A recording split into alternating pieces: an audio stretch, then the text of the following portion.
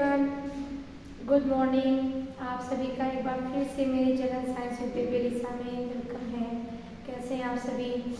अच्छे ही होंगे। ठंड बहुत ज़्यादा हो रही है और पढ़ाई भी करनी है। आज तो बहुत ज़्यादा टेम्परेचर कम हो गया है, 7 डिग्री सेल्सियस इस टाइम है। और आप लोग यहाँ कितना है? कम ही होगा क्योंकि ठंड तो हो ही रही है और इस टाइम तो छुट्टियाँ भी कहीं कहीं स्कूलों में हैं और हाई स्कूल के बच्चों का तो प्री बोर्ड भी चल रहा है। आप लोग तो प्रिपरेशन में भी बिजी होंगे, क्यों? तो आइए हम लोग आगे का स्टार्ट करते हैं। अगर आप मेरे वीडियो पे नए हैं तो मेरे चैनल को लाइक कीजिए, मेरे वीडियो को लाइक कीजिए और मेरे चैनल को सब्सक्राइब कीजिए।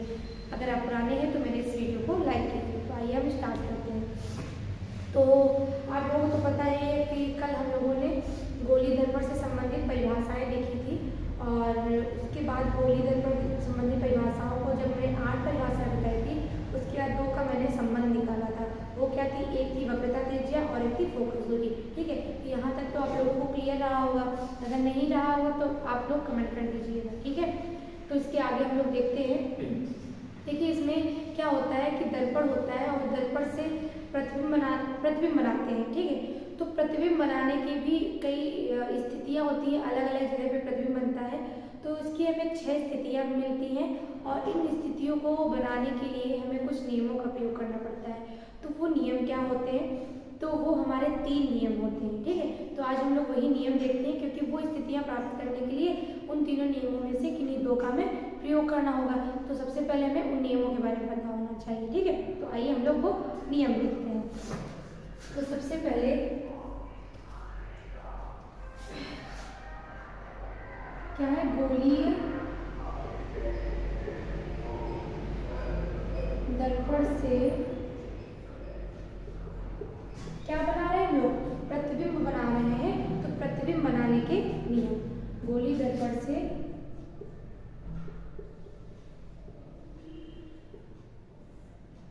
प्रतिबिंब बनाने के नियम। ठीक है, तो ये जो नियम होते हैं ये मुख्य रूप से होते तो 3 हैं, लेकिन हमें इनमें से सिर्फ 2 का ही यूज करके कोई भी स्थिति बना सकते हैं। ठीक है, तो सबसे पहले हम लोग पहला जो नियम है वो देख लेते हैं। तो यहाँ पे बता देते हैं कि 3 होते हैं लेकिन इनमें से 2 का क्या होता है? यूज होता है। 2 का यूज होता है, तो 2 का यूज करेंगे और 3 नियम होते हैं, लेकिन तीनों देखने हैं क्योंकि कभी कभी कोई और लग जाता है तो तीसरा भी देखना जरूरी है और तीसरा इजी भी ज़्यादा है। तो सबसे पहले हम लोग पहला नियम देखते हैं कि क्या होता है। पहला नियम ये होता है कि जब प्रकाश किरणें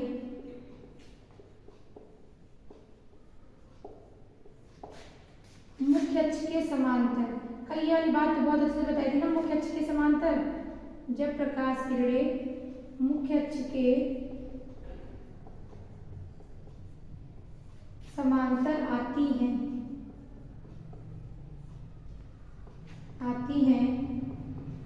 तो पहले तो आएगी। ठीक है, और यहाँ पे हमेशा हमने बताया ना कि 2 नियमों का यूज करेंगे तो 2 प्रकाश किरणें आएंगी। ठीक है, तो 2 प्रकाश किरणें आती हैं, इसलिए बोले प्रकाश किरणें मुख्य अक्ष के समांतर आती हैं। मुख्य अक्ष के समांतर आती हैं तो परावर्तन के पश्चात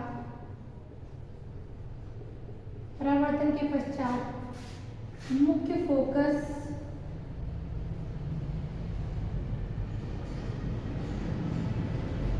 से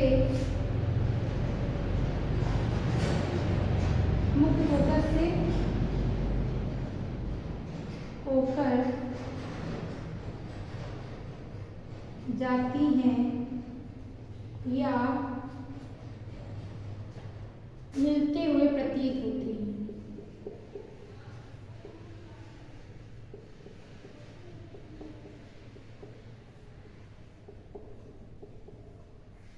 या मिलते हुए प्रतीत होती है।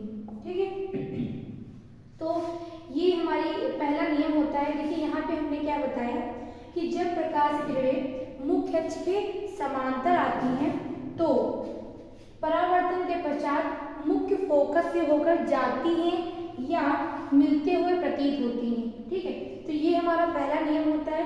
लेकिन ये कह रहे हैं कि समांतर आती हैं तो मुख्य फोकस से होकर जाती हैं या मिलती हुई प्रतीत होती है। तो दो बात हो रही ना।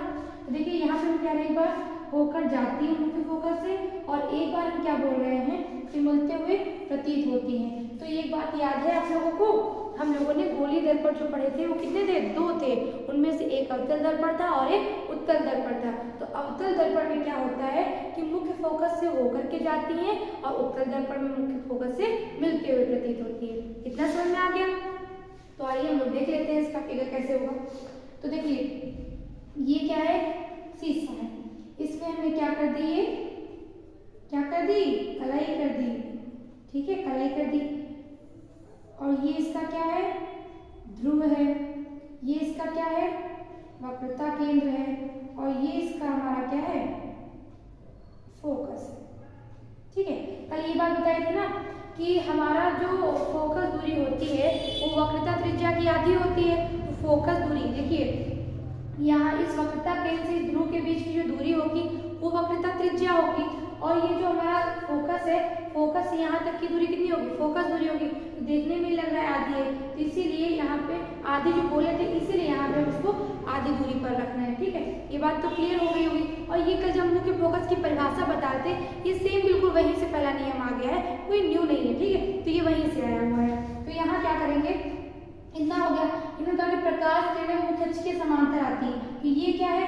मुख्य अक्ष है। ध्रुव तथा वक्रता केंद्र को मिलाने वाली रेखा क्या कहलाती है? मुख्य अक्ष कहलाती है। तो ये क्या है? मुख्य अक्ष है। तो यहाँ से हमारी प्रकाश किरण मुख्य अक्ष के समांतर आएगी। मुख्य अक्ष के समांतर आती है तो यहाँ पर क्या होती है? वो दर्पण पर आपतित होती है। क्या होती है? आपतित होती है। तो ये बिंदु क्या हो जाएगा? हमारा आपतन बिंदु। हम इस किरण का नाम ए बी ले रहे हैं। तो ये इसका दूसरा बिंदु होगा किरण दर्पण पर आएगा। ये कौन सा हो जाएगा? ये आपतन बिंदु हो जाएगा। ठीक है, जब आपतन बिंदु पर यहाँ पे आपतित होती है तो इस दर्पण पर क्या होगा? परावर्तन होगा। और परावर्तन के पश्चात क्या होती है? परावर्तित होती है। और परावर्तित होकर के कहाँ से जाएगी? ये हमारे मुख्य फोकस से होकर के जाती है। ठीक है, तो ये हमारे मुख्य फोकस से होकर के चली गई। थोड़ा सा मेरा टेढ़ा हो सकता है।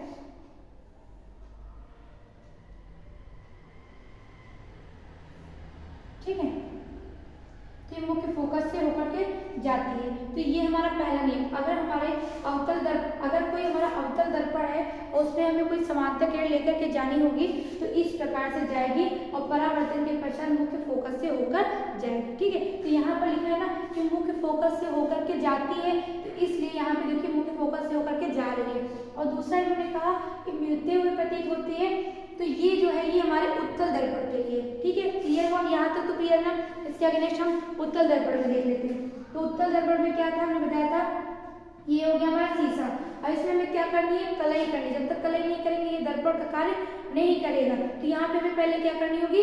कलाई करनी होगी। क्या करनी होगी? कलाई। किस हिस्से में करते हैं? हमें पता है कि जो उत्तल दर्पण होता है उसमें परावर्तन उभरे हुए तल से होता है। तो ये उभरा हुआ तल है, ये दबा हुआ तल है। तो दबे हुए तल में क्या कर देते हैं? कलाई कर देते हैं। क्या कर देते हैं? कलाई कर देते हैं। लेकिन इसमें जो वक्रता केंद्र होता है वो हमारा इस साइड में होता है और हमारा ध्रुव ये होता है, फोकस हमारा ये होता है। लेकिन हमेशा याद रखिएगा हमारे इसमें जितनी आपतित किरणें होती हैं वो हमेशा लेफ्ट साइड से मतलब बाएं दिशा से आती हैं, आपतित होती हैं। तो यहाँ पे ये क्या है? ये पीसी। हमने कहा कि ध्रुव और वक्रता केंद्र को मिलाने वाली रेखा क्या कहलाती है? मुख्य अक्ष कहलाती है। तो ये क्या है? मुख्य अक्ष है। तो ये पूरी रेखा तो मुख्य अक्ष ही है। तो इसके समांतर हमें प्रकाश किरण आ गई। ठीक है, और समांतर आ गई। तो यहाँ पे क्या बोल रहे हैं? देखिए ये ए भी प्रकाश किरण है। इस दर्पण पर क्या हो रही है? आपतित हो रही है। इस दर्पण पर आपतित हो रही है। ये बिंदु क्या है? हमारा आपतन बिंदु है। क्या है? आपतन बिंदु है। और यहाँ पे आपतन बिंदु है तो यहाँ पे क्या होगा? परावर्तन होगा। और परावर्तन के बाद प्रकाश किरण क्या होती है? परावर्तित होती है। तो जो परावर्तित किरण है वो हमारी मुख्य फोकस से मिलती हुई प्रतीत होती है। ऐसा लगता है कि यहाँ से होकर के जा रही है।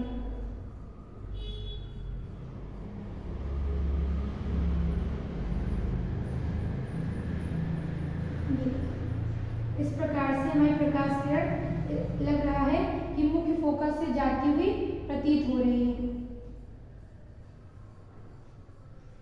तो ये हो गई हमारी आपतित किरण, ये हो गई परावर्तित किरण। तो ऐसा लग रहा है इस मुख्य फोकस से होकर के जा रही है या जाते हुए प्रतीत होती है, जाते हुए कर लीजिए, ज्यादा बेटर रहेगा। ठीक है, तो ये समझ में आया आप लोगों को कि जब प्रकाश किरणें मुख्य अक्ष के समांतर आती है, देखिए ये अवतल दर्पण था, ये हमारा उत्तल दर्पण था, इससे भी मुख्य अक्ष के समांतर आ रही है, इसमें मुख्य अक्ष के समांतर आ रही है। यहाँ तक तो आप लोगों को समझ में आ रहा होगा। फिर इसके बाद मैंने कहा कि परावर्तन के पश्चात प्रकाश किरण जब दर्पण पर आपतित होती है तो वो बिंदु आपतन बिंदु होता है, वहां पे परावर्तन होता है। यहाँ पे आपतित हो रही है तो यहाँ पे क्या होगा, परावर्तन होगा। परावर्तन के पश्चात मुख्य फोकस से होकर जाती है, देखिए यहाँ पे ये अवतल दर्पण है तो ये मुख्य फोकस से होकर जाती है, और इसमें क्या है, ये अवतल दर्पण है, उत्तल दर्पण है ये वाला, तो इसमें क्या होगा, जाते हुए प्रतीत होती है। तो ये बात तो आप लोगों को समझ में आ गई होगी। देखिए हम हर चीज में क्या कर रहे हैं कि दोनों दर्पण लेकर के चल रहे हैं। रीजन क्या है कि हमें सिर्फ एक दर्पण में प्रतिबिंब नहीं बनाने को कहेंगे, वो किसी में भी बोल सकते हैं। इसलिए जो नियम हम देखेंगे वो दोनों में देखेंगे, क्योंकि 3 नियमों में से 2 का यूज करके हमें उस उत्तल दर्पण में वस्तु को कहीं भी रखेंगे और उसका प्रतिबिंब बना करके देख लेंगे। ठीक है, तो यहाँ तक तो क्लियर हो गया होगा। तो अगर हो गया है तो इसका स्क्रीनशॉट ले लीजिए, फिर इसके हम लोग नेक्स्ट नियम देखेंगे, क्योंकि इसके मुख्य 3 नियम है। आज हम सिर्फ नियम ही डिस्कस करेंगे ताकि अच्छे से आ जाए, आगे हमें कोई भी स्थिति बनाने में कोई समस्या ना हो। ठीक है, इसके लिए आप लोग क्या कर ले, पहले स्क्रीनशॉट ले लीजिए। तो हो गया होगा आप लोगों का स्क्रीनशॉट, तो हम इसको हटा देते हैं। ठीक है, आप लोगों को समझ में तो आ रहा है ना, ये बहुत ज्यादा इंपॉर्टेंट नियम है। अगर ये तीनों नियम नहीं सीख पाएंगे तो इसके बाद आने वाली 6 स्थितियां बहुत ही मुश्किल हो जाएगा आप लोगों को समझने के लिए। ठीक है, और ये काफी ज्यादा स्कूलों में क्या होता है कि वहाँ पे ये स्थितियां बोल देते हैं कि सीधा बोल देते हैं कि यहाँ पे रखेंगे वस्तु को तो हमारा प्रतिबिंब यहाँ पे बनेगा, वस्तु को यहाँ रखेंगे तो प्रतिबिंब यहाँ पे बनेगा। लेकिन बच्चे सीख ही नहीं पाते कि कहाँ पर सर रख देते हैं या कहाँ पर मैम रख देती हैं और प्रतिबिंब बन जाता है। तो सबसे पहले इसके लिए जो बेसिक चीज है वो क्या है, इनके नियम है।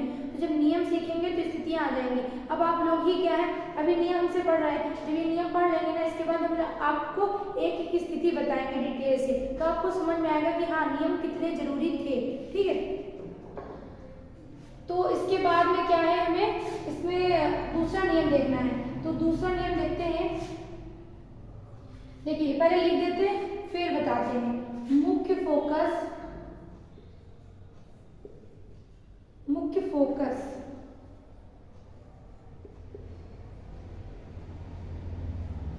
से होकर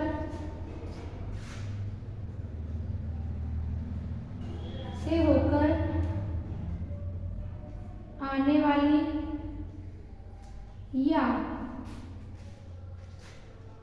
मुख्य फोकस से होकर आने वाली या मुख्य फोकस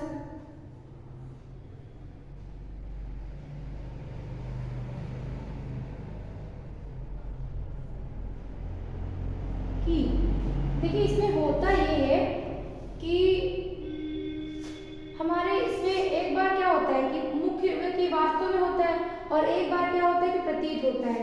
तो हम एक बार बोलेंगे मुख्य फोकस से होकर आने वाली या मुख्य फोकस की ओर जाने वाली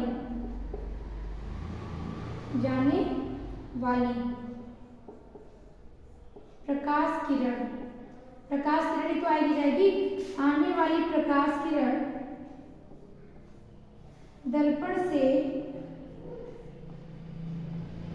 क्या परावर्तन के पश्चात दर्पण से परावर्तन के पश्चात क्या होती है, मुख्य अक्ष के समांतर हो जाती है। मुख्य अक्ष के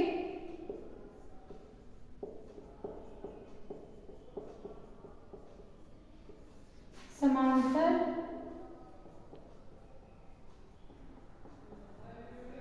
हो जाती। तो देखिए ये नियम जो है कोई बहुत टफ नहीं है, जो पहला नियम देखा था इसका जस्ट अपोजिट है। देखिए उसमें क्या होता था कि जो हमारी प्रकाश किरण होती थी वो मुख्य अक्ष के समांतर आती थी और फिर परावर्तन के बाद मुख्य फोकस से होकर जाती थी या जाती हुई प्रतीत होती थी। इसमें क्या है कि मुख्य फोकस से आएगी या आती हुई प्रतीत होगी और जाएगी कहाँ, मुख्य अक्ष के समांतर हो जाएगी परावर्तन के पश्चात। तो बिल्कुल अपोजिट नियम है, कोई नया नहीं है, बस थोड़ा सा चेंज करें अब किरण क्या होगी, मुख्य फोकस से लाएंगे तो इसको देख लेते हैं। ठीक है, तो सबसे पहले कौन सा दर्पण देखते हैं हम लोग, अवतल। ये क्या है, ये शीशा है, इसमें क्या कर दी हमने, क्या कर दी, कलाई कर दी। उसके बाद यहाँ पे ये इसका क्या हो गया, ध्रुव हो गया, ये इसका क्या हो गया, वक्रता केंद्र हो गया, ये इसका क्या हो गया, बीच में लेना है। चलिए फोकस थोड़ा सा, ये इसका फोकस, ये इसका वक्रता केंद्र। ठीक है, 3 चीजें हो गई। और ये क्या है, दर्पण है, तो हम इसका नाम M1 M2 ले लेते हैं। ठीक है, यहाँ तक तो क्लियर हुआ। फिर उसके बाद मुख्य फोकस से होकर आने वाली, तो प्रकाश किरण कहाँ से आएगी, मुख्य फोकस से होकर के आएगी, क्योंकि ये अवतल दर्पण है। तो प्रकाश किरण मुख्य फोकस से आएगी। ठीक है, मुख्य फोकस से होकर आने वाली, तो ये हमारा क्या है, मुख्य फोकस है। ये A और ये B नाम दे दिया। अब ये आ रही है, दर्पण पर आपतित हो रही है, तो इस किरण को क्या बोलेंगे, आपतित किरण। यहाँ पर देखिए, इस बिंदु B पर क्या हुआ इसका, ये आपतन बिंदु जाके फिर इस बिंदु पर ये आपतित हो रही है। अब इस आपतन बिंदु पर ही क्या होगा, परावर्तन होगा। तो करा देते हैं परावर्तन। परावर्तन के पश्चात प्रकाश किरण कहाँ से होकर जाती है, मुख्य अक्ष के समांतर हो जाती है। मुख्य अक्ष के समांतर हो जाती है। तो मुख्य अक्ष तो पता ही है कि ध्रुव और वक्रता केंद्र को मिलाने वाली रेखा क्या होती है, मुख्य अक्ष होती है, तो इसके समांतर हो जाएगी। तो ये हमारा हो गया दूसरा नियम। ठीक है, ये तो हमारा किसके लिए आ गया, अवतल दर्पण के लिए आ गया। यहाँ तक आप लोगों को समझ में आया कि नहीं आया। इसके बाद हम लोग क्या देखेंगे, इसके बाद हम लोग देखेंगे उत्तल दर्पण। ठीक है, तो यहाँ पर क्या होगा, उत्तल दर्पण में परावर्तन कहाँ से होता है, उभरे हुए तल से होता है। ये हमारा कांच था, इस पे हमने कलाई ओ, ये तो अवतल दर्पण हो गया, अवतल दर्पण। 2 बार ले लिया, उत्तल लेना है आपके बार। तो उत्तल में क्या होता है, उभरे हुए तल से होता है, जिसके दबे हुए भाग में क्या कर देंगे, दबे हुए भाग में क्या कर देंगे, कलाई कर देंगे। ठीक है, और ये इसका बीचों बीच से आना चाहिए था थोड़ा सा। तो ये इसका क्या हो गया हमारा, ये ध्रुव हो गया, ये हमारा क्या हो गया, ये हमारा फोकस हो गया, और ये हमारा क्या हो गया, वक्रता केंद्र हो गया। तो इसमें क्या बोलते हैं कि और जाने वाली में कि ऐसा लगता है कि मुख्य फोकस की ओर जा रही है, लेकिन वो जाती नहीं है। देखिए कैसे, ये कैसे बता रहे हैं, देखिए ऐसा लग रहा है यहाँ पर जा रही है, देखिए डॉटेड दिखा रहे हैं, ऐसा लग रहा है कि यहाँ पर हमारी जा रही है, लेकिन यहाँ पर वो जाती नहीं है, इसे जाती हुई प्रतीत हो रही है। ये प्रकाश किरण यहीं तक रहती है, और ये क्या होता है, मुख्य फोकस की ओर जाती है, परावर्तन के पश्चात सेम वही हो जाएगा, क्या हो जाएगा, तो मुख्य अक्ष के समांतर हो जाती है। तो ये प्रकाश किरण देखिए यहाँ से उत्तल दर्पण में इधर से लग रहा है कि इससे होकर के जा रही है, लेकिन जाती नहीं है, बस यहीं से प्रतीत होती है। देखिए यहाँ लग रहा है प्रतीत होती है, लेकिन उसका परावर्तन इस आपतन बिंदु से ही हो जाता है। ये आपतित किरण हो जाएगी, ये आपतन बिंदु, और ये परावर्तित किरण BC हो जाएगी। तो इस वाले में समझ में आया कि नहीं आया। ऐसा लगता है कि इसमें इस मुख्य फोकस से होकर के जा रही है, लेकिन मुख्य फोकस से होकर जाती नहीं है, सिर्फ ऐसा प्रतीत हो रहा है, लेकिन बस हमारी जो आपतित किरण होती है, देखिए हम जो कह रहे हैं बार बार कि जाती हुई प्रतीत होती, इसका मतलब क्या है, इसका मतलब ये है कि देखिए जब कोई भाग में कलई कर दिया जाता है किसी भी सतह पर, तो क्या प्रकाश किरण उसके दूसरी साइड में जा सकती है, ऐसा पॉसिबल है, बिल्कुल पॉसिबल नहीं है। तो इसीलिए देखिए यहाँ पर ऐसा लगता है कि यहाँ जा रही है, लेकिन इधर नहीं जाती है, यहीं से परावर्तित। देखिए यहाँ पर मुख्य अक्ष के समांतर होती है, तो सीधा इसको थोड़ा सीधा बनाइएगा ये। ठीक है, तो ये समझ में आया कि नहीं आया। इसमें इन्होंने क्या बोला कि मुख्य फोकस से होकर आने वाली या मुख्य फोकस की ओर जाने वाली प्रकाश किरण दर्पण से परावर्तन के पश्चात मुख्य अक्ष के समांतर रहती है। जिसमें मुख्य फोकस से होकर के जा रही है, उसमें मुख्य फोकस की ओर जा रही है ना, लगा उसकी ओर जा रही है, लेकिन वहां से वो जाती नहीं है। तो ये 2 नियम तो बहुत अच्छे समझ में आएंगे।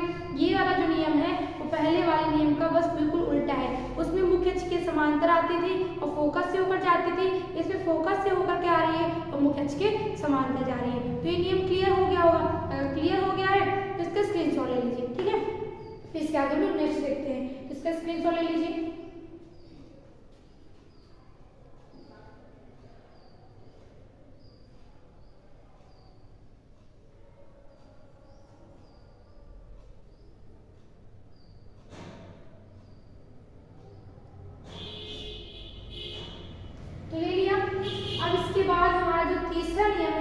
वो नियम तो बहुत ही ज्यादा आसान है। ठीक है, तो देखते हैं बहुत ज़्यादा आसान है, इसका बहुत सारा यूज़ भी करते हैं, ज़्यादा यूज़ भी होता है और आसान भी है। ठीक है, क्योंकि हमें 3 ही यूज़ करने होते हैं ना, 3 होते हैं, इनमें से सिर्फ 2 का ही यूज़ करना होता है। तो जैसे पहला नियम यूज़ कर लिया या दूसरा यूज़ कर लिया, हमारी स्थिति आ जाएगी। या अगर हमने पहला यूज़ किया है तो तीसरा यूज़ कर लेंगे, पहले के साथ तीसरा यूज़ कर लेंगे, तो भी क्या आ जाएगी, हमारी स्थिति आ जाएगी। तो इस प्रकार से हमें किन्हीं 2 नियमों का उपयोग करके प्रतिबिंब की स्थिति, मतलब प्रतिबिंब कहाँ पे बनता है, जैसे कोई वस्तु है, हमें पता करना है कि इसका प्रतिबिंब कहाँ पे बनेगा। अभी प्रतिबिंब तो पढ़ाया था ना, किसी बिंदु वस्तु चलने वाली प्रकाश से किसी दूसरे बिंदु पर जाकर के मिलती है परावर्तन के पश्चात, तो दूसरा बिंदु क्या होता है, उस पहले वस्तु का प्रतिबिंब, पहले बिंदु का प्रतिबिंब होता है। तो वही प्रतिबिंब अगर हमें यहाँ पे बनाना होगा तो कैसे बनाएंगे, किन्हीं स्थितियों का यूज करके बनाएंगे। तो ये हो गया।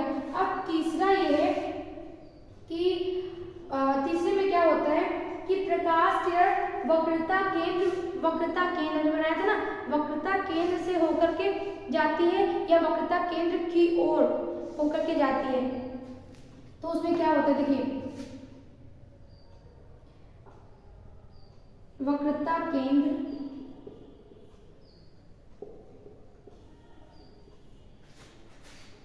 में से होकर क्या जाने वाली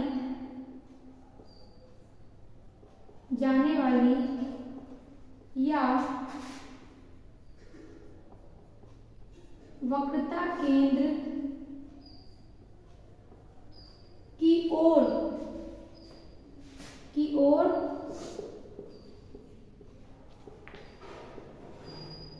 जाने वाली प्रकाश किरण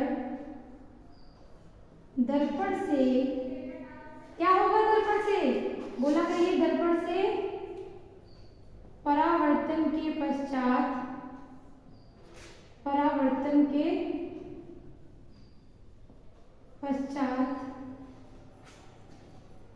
अपने ही मार्ग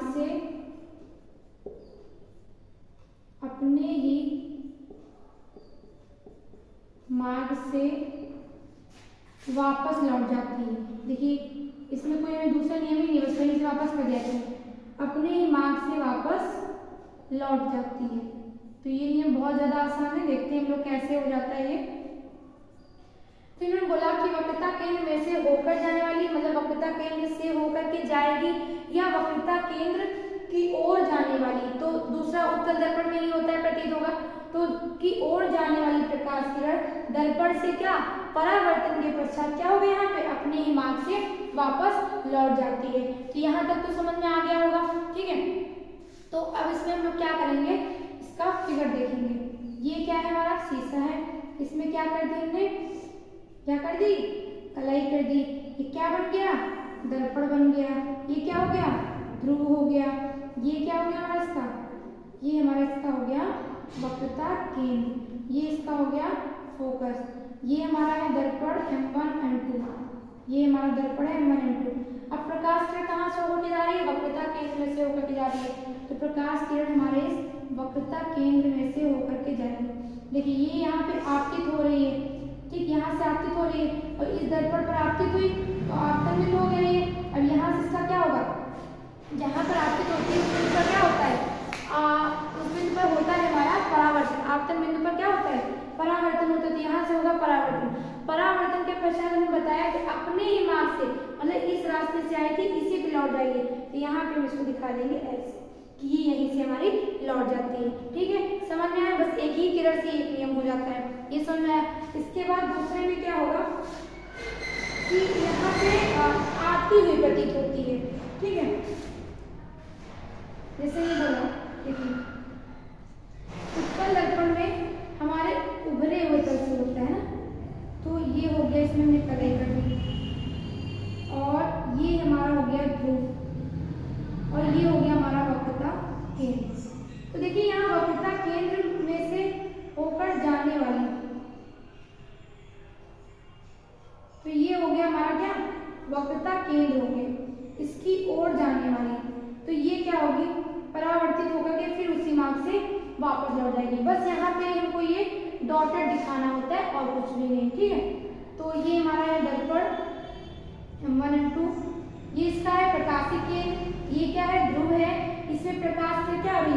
ओर जाने वाली, तो ऐसा लग रहा है कि वक्रता केंद्र की ओर जा रही है और यहीं से इसका क्या होगा, परावर्तन और प्रकाश किरण हमारी यहीं से लौट जाएगी। लेकिन लगता है कि हाँ वहां पर जा रही है, तो इसीलिए बता देते हैं उत्तल दर्पण में कि हमारे प्रकाश की वक्रता केंद्र की ओर जा रही है। ठीक है, तो ये हमारा हो गया तीसरा नियम।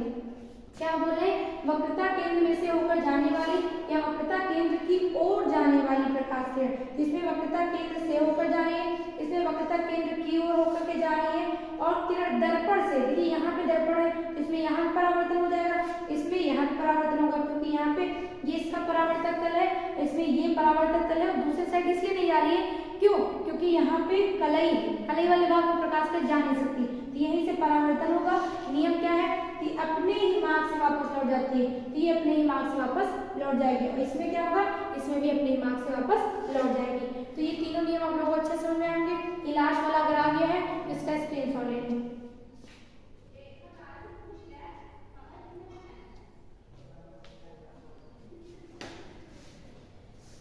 तो ये आप लोगों ने ले लिया होगा और ये तीनों नियम भी समझ में आ गए होंगे। अगर आ गए हैं तो बहुत अच्छी बात है, आप लोगों को ये तीनों नियम याद होने चाहिए और क्योंकि इनका आगे हमें यूज़ है। कल हम लोग क्या करेंगे, इसी से रिलेटेड इन्हीं तीनों नियमों को याद करके किन्हीं दो का यूज़ करके प्रतिबिंब की स्थिति निकालेंगे, वस्तु को अलग अलग जगह पर रख करके। तो वो कल हम लोग देखते हैं, एक एक करके सब देखेंगे कि क्या वस्तु की स्थिति होती है। और तो ये हमारे 3 नियम हैं। अगर आप लोगों को बहुत अच्छे से समझ में आ गए हैं और आपको मेरा वीडियो ये अच्छा लगा है तो हमारे वीडियो को लाइक कीजिए, शेयर कीजिए और मेरे चैनल को सब्सक्राइब कीजिए। ठीक है, और आप आशा करते हैं कि आप अगले वीडियो में हमारे रेडी रहेंगे पढ़ने के लिए। Thank you.